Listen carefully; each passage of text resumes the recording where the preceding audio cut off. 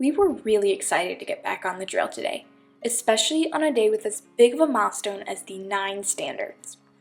The enigma of pretty much everything about the 9 standards kept us pretty entertained, but once again the sheep really stole the show. Or at least, that was what we thought until the end of the day.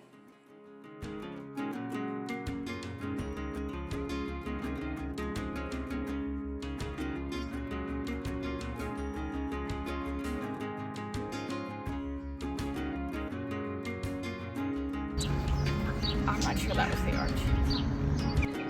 So we are still in Kirkby Stephen, and we haven't really started the stage, but we're lost already. Someone gave us sort of direction. A lady was like, go through the arch. We saw an arch, we went through it. She was like, "Ooh, are you going through the arch in Market Square?" And we're like, and Dad said, yeah. So Apparently that wasn't the right arch. We don't know what we're doing. Not a surprise, but yay, coast to coast. It is day 6 of our coast to coast trek across England. We are walking today from Kirkby Stephen to Keld. We think it's going to be 12 to 13 miles. Back on the trail after our off day yesterday. My feet are feeling a reasonable amount better. We slept great last night. Yep, we had 2 good nights of sleep. So, body feels a lot better. Back on track. We've only gone about half a mile. We're in another village. This is either suburban Kirkby Stephen or Hockley. Cute town.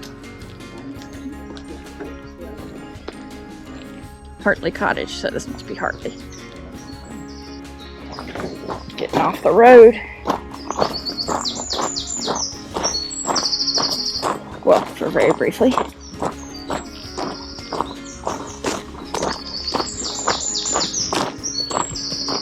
that. That's pretty. Pablo's made him some friends from the Netherlands, Miriam and Jasper. Made those friends when I was walking yesterday.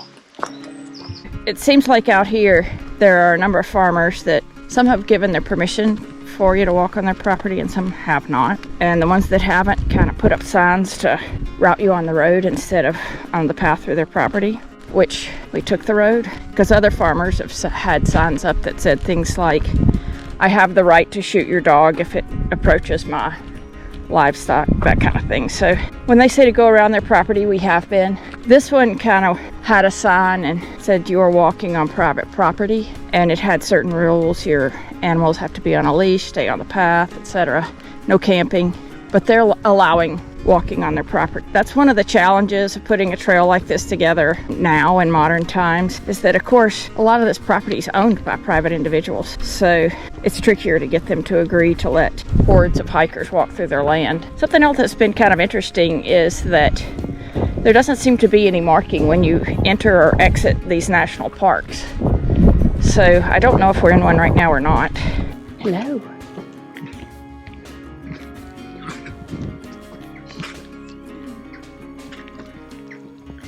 Hey guys.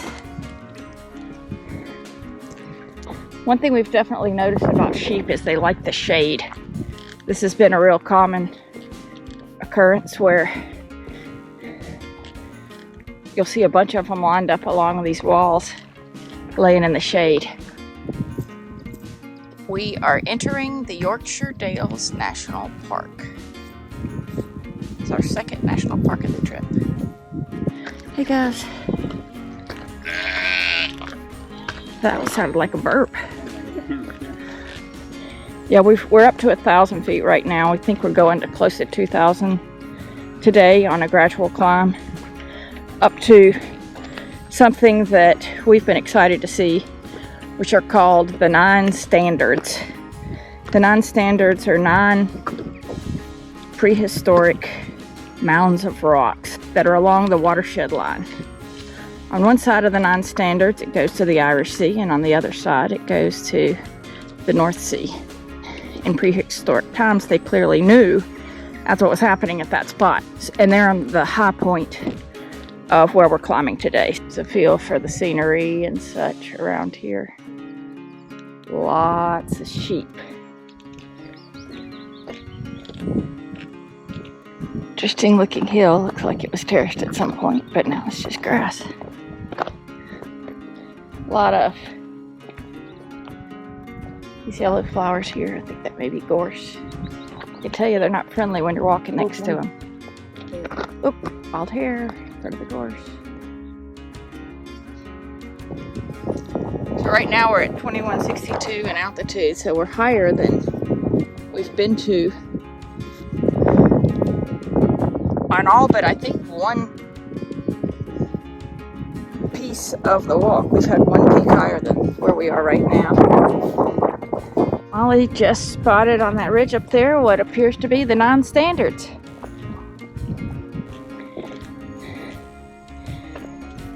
So that's what we're walking to. Kind of cool that we can see them from this far away.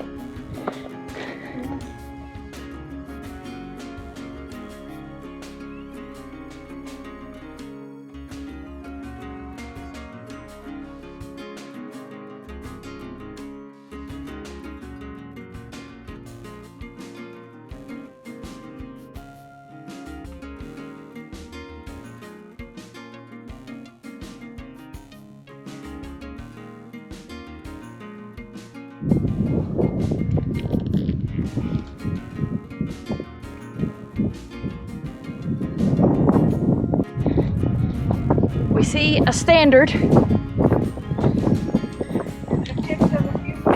Yeah.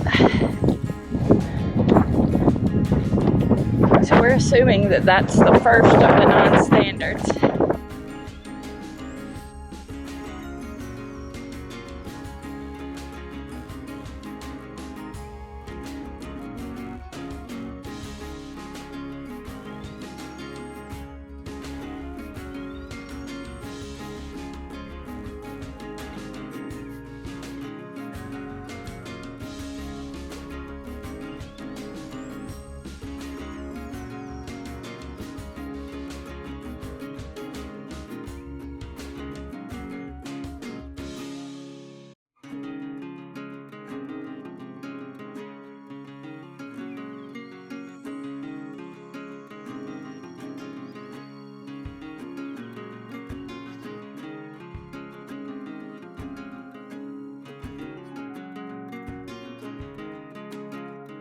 This ground up here is normally extremely boggy.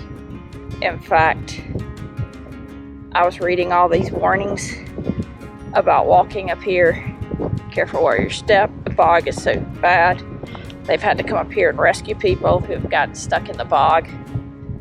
But the ground is basically hard as a rock because it hasn't rained in so long. So you can see here we're just walking now along the top of some Yorkshire Dales. Now we got like a little stone path. This is all up here because of the bad bogs. So here's the split off for the erosion control measures. So we're in June, so May to July. We are gonna go this way. They have 3 different ways, obviously there, there, and that way. We're going this way because it is June. We were on the trail, on the trail, on the trail. Could not find the trail.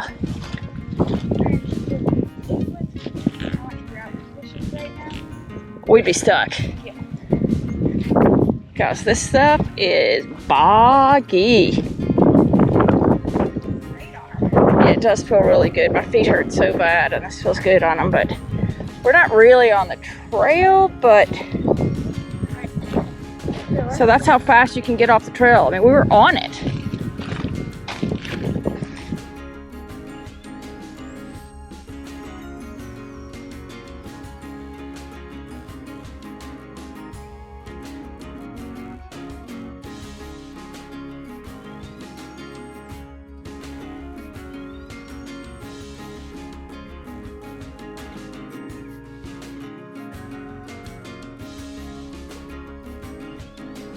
Yep, so we're crossing a real boggy area here.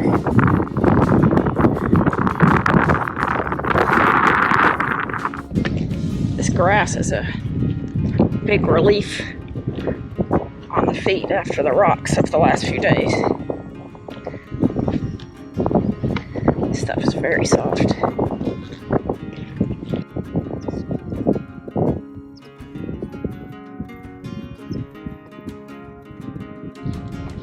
We've arrived at kind of a series of semicircular structures, and they're numbered.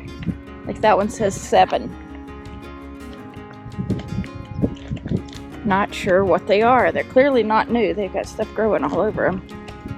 The next one's 8 and the next one's 9. It's like they're little shelters. I'm guessing that the weather can be pretty rough up here at times.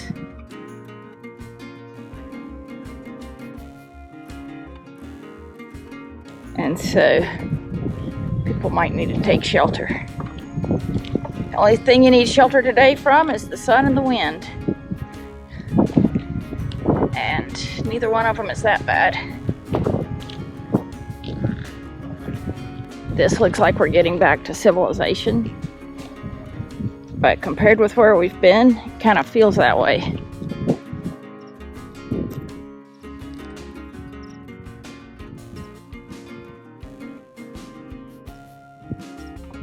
Cool looking old building. Starting to get into a few more houses. We think we're about less than 3 miles from Keld. So we're here at this farm called Raven Seed Farm.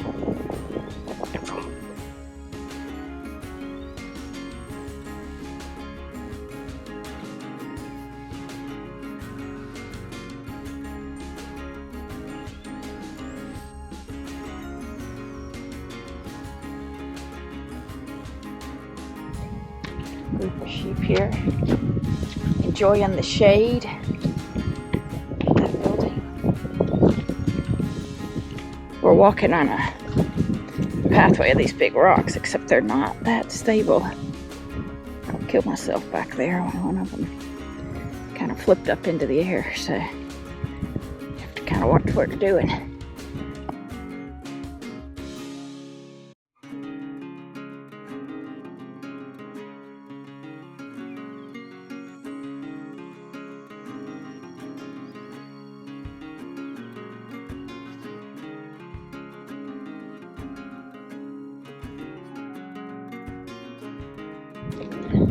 So we're on our way to our hotel, the Frith Lodge B&B, which is off the path.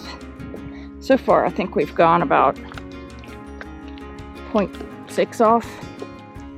And we're not there. We think that may be it up there.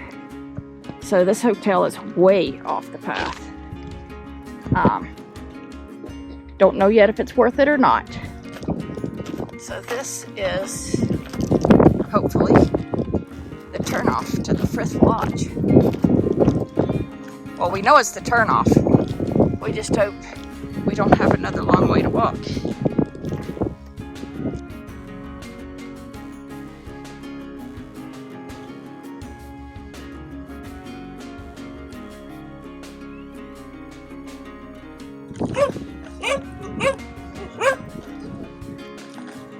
Hello.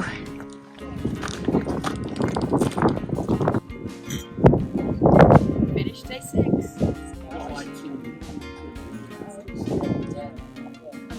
That's my second one. I've already got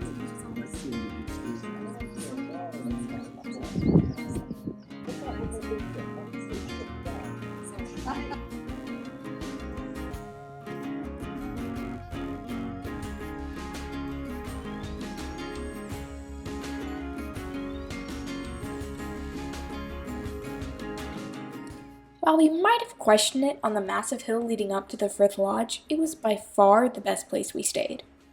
Our rooms were cozy, but not tiny. The food was wonderful, and best of all, the hosts were amazing. They were friendly, helpful, and had a border collie, my favorite dog breed. Staying at the Frith Lodge allowed us to bond with other hikers in a way we really hadn't up to this point. Over a communal dinner, we learned about everyone's lives and everyone's ailments. Finally, we have a tramily. We can only hope to stay in touch with our new friends for the remainder of the hike. Thanks for watching. Please like and subscribe.